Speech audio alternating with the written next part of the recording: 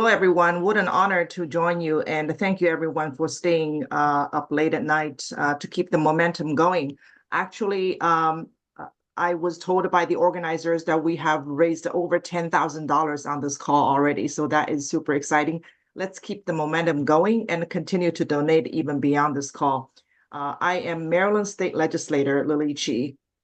I am actually already involved in several Harris Walz campaign groups, but this one is special for me personally as a Chinese immigrant.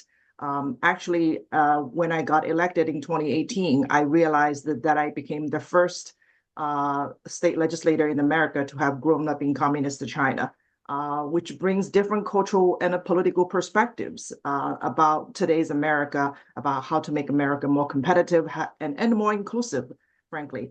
And I believe the Chinese American for Harris Walz campaign is also where people like me can offer the most help. So I'm very excited to be with everyone. In this critical election where Asian Americans can, again, be the margin of victory, I really believe people like me and like us, many of us on this call, can act as cultural brokers to speak to the swing voters, because many of the swing voters tend to be immigrants. Not necessarily the younger generation children, and the immigrants with certain cultural traits, their mindset that we understand and can speak to. I just came back from the DNC convention, which was supercharged and very energizing for the first time. And not only was I really proud to be a Democrat and American and proud to connect with Kamala Harris' family story, coming here by myself to pursue American dream like her mother, but I was proud to be able to give several bilingual interviews at the DNC to target API voters and particularly Chinese American voters who speak Chinese as a first language. And I was also interviewed by the Voice of America media in Mandarin, for which I had to brush up my Chinese to speak about politics and policies. But that's the kind of role that many of us can play. And such micro targeting was exactly what I did in 2018. And Bell asked me to mention that briefly. It was a campaign within a campaign to super target our immigrant communities. These voters are winnable, especially in the swing voters.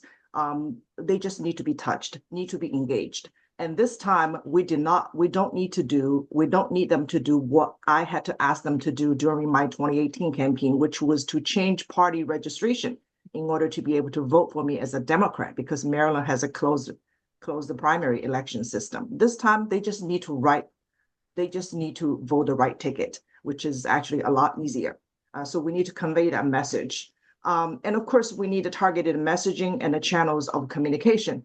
People who speak English as a second language are more likely to rely on social media as sources of information, which can also become a channel for disinformation, which is why we need to be extra vigilant and proactive. Whether we like it or not, WeChat is a very important tool that we need to engage and leverage to our advantage.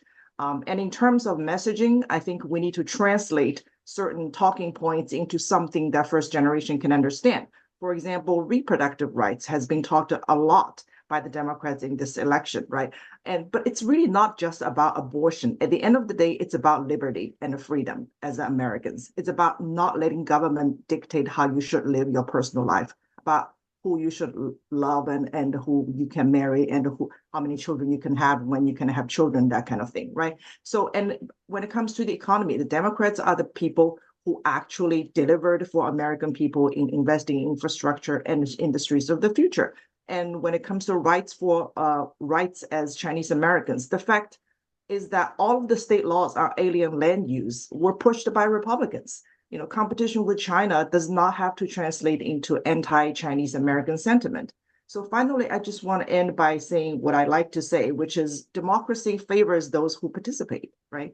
In light of the growing global tension and the political division at home, it's all the more important that Chinese Americans and immigrants stand up to help ensure America's global leadership and competitiveness while ensuring our rights as Americans.